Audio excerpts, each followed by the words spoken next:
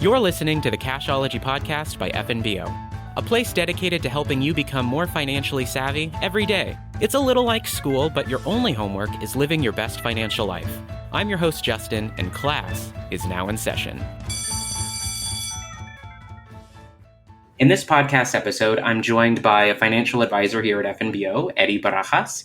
Eddie started his career back 9 years ago, and he spent the first 3 years on the retail side, as we call it here at the bank. So Eddie was a teller, universal banker, and personal banker before he moved into the investments and planning department in 2018.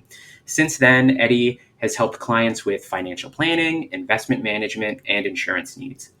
Eddie's focus is to help clients navigate the murky waters of retirement and retirement planning by conducting thorough reviews of their goals and needs while using a financial plan to help steer them through meeting those exact goals in retirement.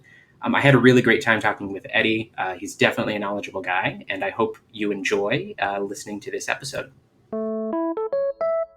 The research shows it. Older people manage to stay happier during tough times. Once you turn 50, your ability to cope with life and all of its challenges is at its height. One of those challenges can be managing your money. Another might be keeping your retirement plan on track. It takes some discipline and stick-to-itiveness, if that's a word.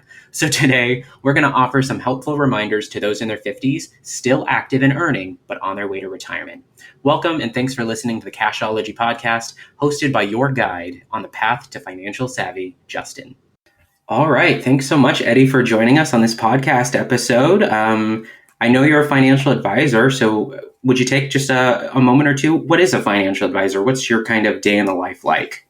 Yeah, no, that's a great question, Justin. Thank you for having me on your podcast, and I'm super excited to be here and to be talking with you. I would say a financial advisor, that role has changed quite a lot. I think over the last several decades that position has certainly changed in the light of what customers consider us. You know, looking back in the late 80s and early 90s, a few decades ago, we were considered stockbrokers, if you will. And I think we've certainly have moved away from being labeled, hopefully, as stockbrokers and more as financial planners, financial consultants, and financial advisors. So really my goal for my clients and customers here at the bank is to help them navigate through retirement.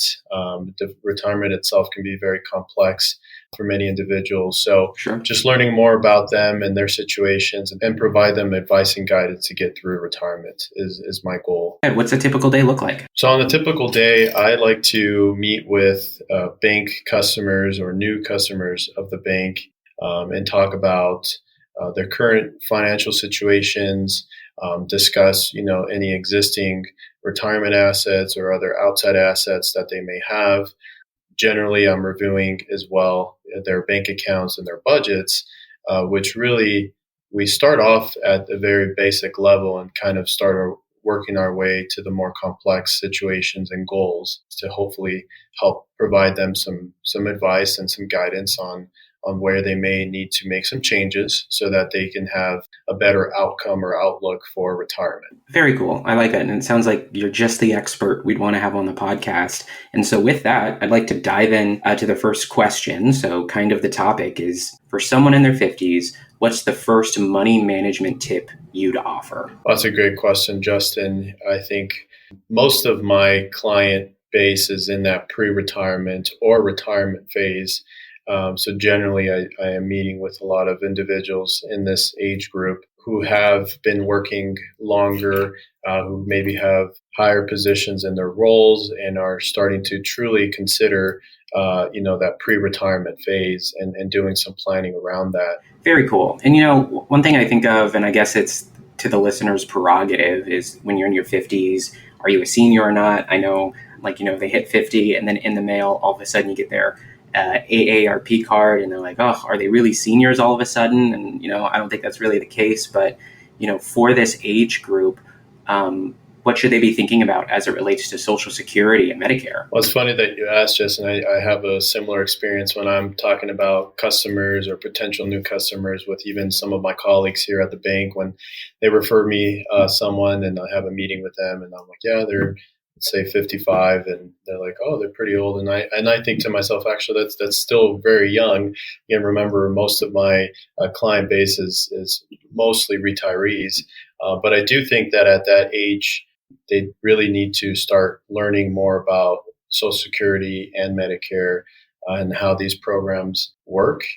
Social Security Administration has a lot of great online tools that they can use. And you also want to have more time to learn about these programs because they are very complex.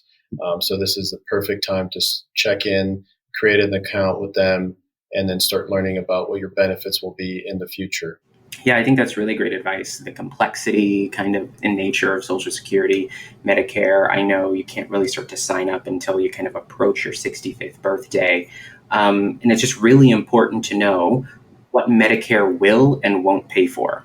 Absolutely. I think one of the biggest misconceptions is that Medicare will pay for long-term care.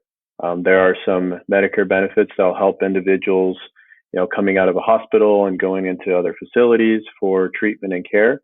But usually that coverage has a time limit. Last time I checked, it was around 100 days.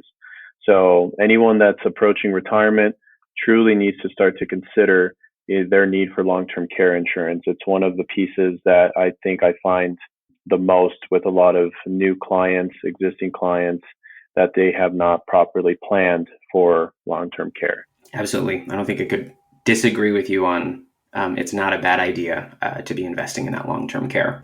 When it comes to retirement savings, people in their 50s have some advantages, don't they? I think I've heard of catch-up contributions. Right. Yeah, Justin, that's correct. If you have a 401k at work, I think that you definitely need to try to work towards maxing out those contributions each and every year.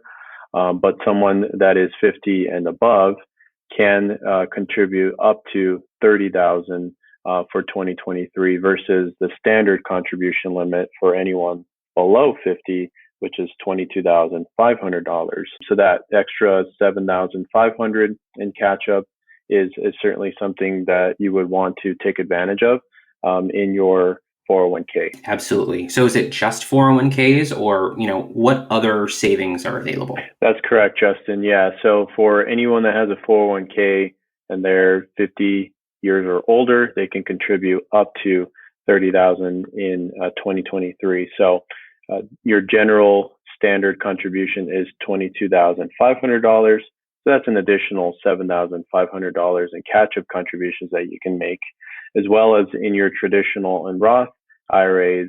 If you are over the age of 50, you can contribute an additional $1,000. That would put you at $7,500 for 2023.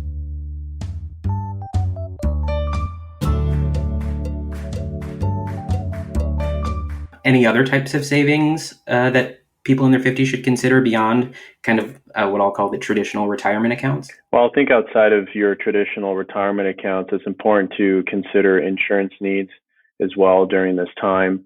But more importantly, making sure that you have yourself covered, ensuring that there's an accessible emergency rainy day fund that's in your checking account or savings account, that you have enough to pay for 6 months or more worth of living expenses. I think that's a really important part. And even in myself, that's my goal of my emergency fund, is making sure those 6 months are kind of saved. And like you said, rainy day, you never know what the future holds. I think it's important to have a easily accessible emergency fund or rainy day fund. Hopefully that's enough to pay for 6 months worth of living expenses in the event that you have unexpected circumstance or lose a job.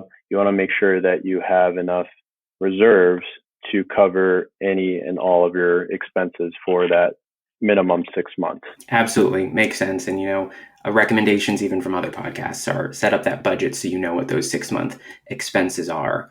And so I think kind of all of this wraps into when you get into your 50s, it's really important to finish strong, right? Oh, absolutely, Justin. I think managing our money carefully is one of the smartest decisions that we can make. It's all part of creating a healthy and fulfilling retirement, as well as, working towards creating and protecting wealth also. Absolutely. And one thing I just wanted to add on, it sounds like, especially, if you're in this journey in your 50s, 40s, 30s, whatever it might be, a financial advisor, so someone like yourself, is able to help walk that person through kind of the scenarios, the thinking that they kind of need. And I think that's kind of what you described at the top, right? Yeah, 100%. I think it's at any time a great idea to sit down and speak with a financial advisor, whether you're in your 30s, 40s, or 50s. But truly at 50, I think retirement planning becomes more realistic. So having that professional advice and guidance from someone else that can help give you some perspective and help you make some course corrections throughout your earning years, your working years, will hopefully give you some peace of mind and help you sleep better at night if you know that you're being taken care of and that you're working towards your goals, or meeting your goals, I should say. So it's truly important at this time to take advantage of that. Absolutely. Couldn't agree with you more. So Eddie, I really wanted to thank you for hopping on, joining the podcast today. If we had a listener that really resonated with what you said, is really kind of at this point where, hey, I want to make a decision. I want to talk to Eddie. I want to talk to a financial advisor. How could they get a hold of you? Great question, Justin. I think one of the easiest ways to find some of my contact information would be to log on to fnbo.com/wealth. There they can find more information about my department and what we do. And you can also find me on the list of advisors there, Eddie Barajas. And by clicking on that link, you will see a landing page with my information, both email, phone number, and also branch location if anybody wants to stop by and see me here in Fort Collins. Wonderful. Great way to get a hold of you and find you. Thanks everyone for listening. Don't forget to subscribe and keep an eye out for more Cashology coming your way soon. Member FDIC, Equal Housing Lender. Podcasts are for informational purposes only and not intended to provide specific advice or recommendations. When making decisions about your financial situation, consult a financial professional for advice. Podcasts are not regularly updated and information may become outdated. Deposit products are offered by First National Bank of Omaha, member FDIC. Investment products are not FDIC insured, not a deposit or other obligation of the bank, not insured by any federal government agency, not guaranteed by the bank, may lose value. Securities offered through Raymond James Financial Services, Inc., member FINRA SIPC. First National Bank of Omaha and First Investments and Planning are not registered brokers or dealers and are independent of Raymond James Financial Services, Inc.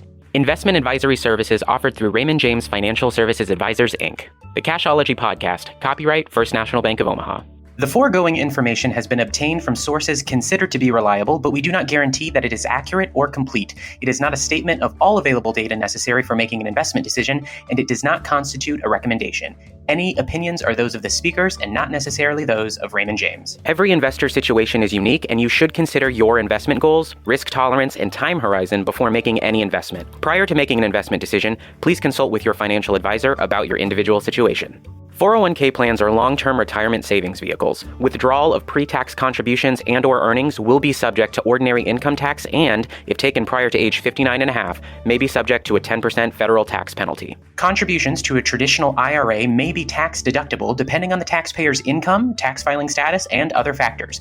Withdrawal of pre-tax contributions and/or earnings will be subject to ordinary income tax and, if taken prior to age 59 and a half, may be subject to a 10% federal tax penalty. Like traditional IRAs, contribution limits apply to Roth IRAs. In addition, with a Roth IRA, your allowable contribution may be reduced or eliminated if your annual income exceeds certain limits. Contributions to a Roth IRA are never tax deductible, but if certain conditions are met, distributions will be completely income tax-free. These policies have exclusions and/or limitations. The cost and availability of long-term care insurance depends on factors such as age, health, and the type and amount of insurance purchased. As with most financial decisions, there are expenses associated with the purchase purchase of long-term care insurance. Guarantees are based on the claims paying ability of the insurance company. Links are being provided for information purposes only. Raymond James is not affiliated with and does not endorse, authorize, or sponsor any of the listed websites or their respective sponsors.